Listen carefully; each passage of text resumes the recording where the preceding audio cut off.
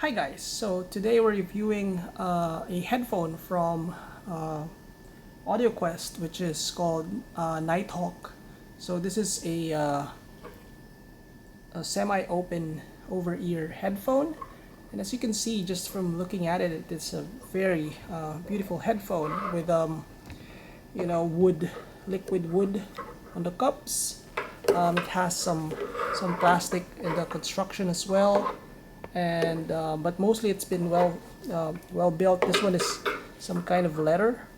Uh, this one is they utilize this suspension type of headband here, which I'm not sure if you can see, but basically they sort of like fit or adjust based on the size of your head. I'm not really that big of a fan for that, but some people may like it. So this headphone retails locally for 32,990 pesos, which is around $650 if you're in the Philippines. But if you're like watching this and you're living, in US, it's probably lower than $600 street price.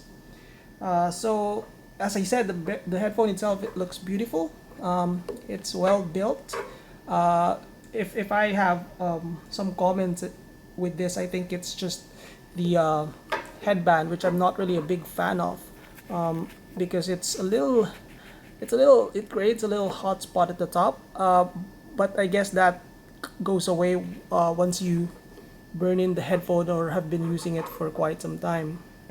The headphone doesn't come with a lot of accessories. It comes with this fabric laced cable, which is not sure if you can see, which is terminated by this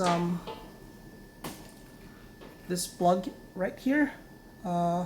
So there are two cables that are included in this one. So it's this thick one that's currently plugged in here, and then there's an equally long one, but it's a thinner one, almost like something for portable use, but it is likewise laced in fabric.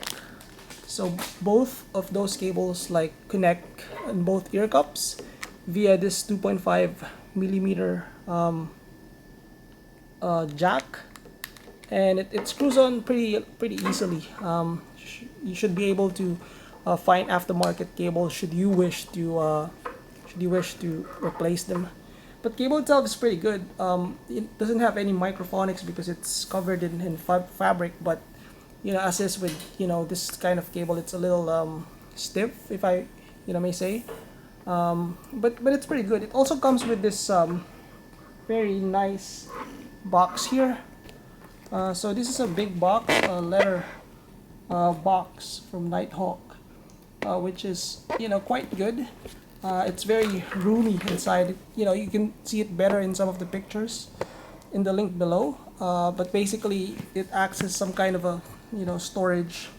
As the headphone is not really a portable headphone, you can't really bring it out, or I don't know if you want to bring that out actually. So moving on to sound quality, the headphone is a dark sounding headphone, so it's I would describe the sound signature as warm and dark. The overall tilt is leaning towards the bass, particularly the mid and upper bass.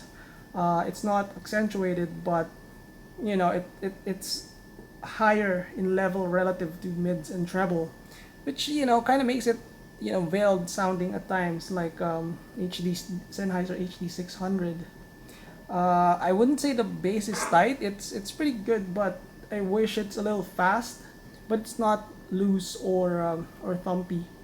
The mids is it's a warm sounding headphone, but I find that the mids are a little problematic because they are recessed, which makes it a little dull sounding because the bass is so strong or higher in level. It sort of like bleeds a bit into the mids, which you can easily like notice in modern tracks. Treble is recessed, and there is definitely some sparkle and shimmer, but I feel like it's a little artificial and distinct. So I would say overall headphone has a fun U-shaped frequency response.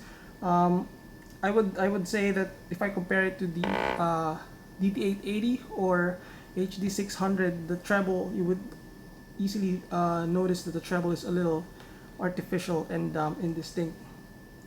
Soundstage is not really that big. It has more width than height.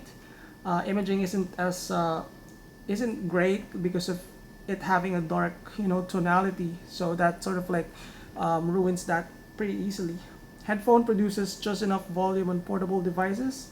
But I would say that when you amp it, it sort of like benefits a little bit since it gives it a little more liquidity as opposed to just plugging it straight into your cell phone or mobile devices.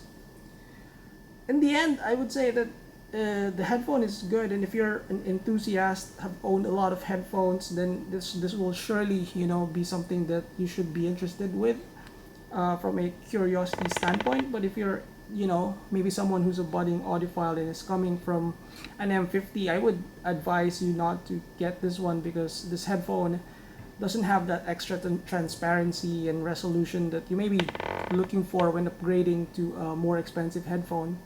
Other headphones that I can recommend within the same price range would be the Sennheiser HD 650, Hi-Fi Man 400S, 400i, or even the old Biodynamic DT880.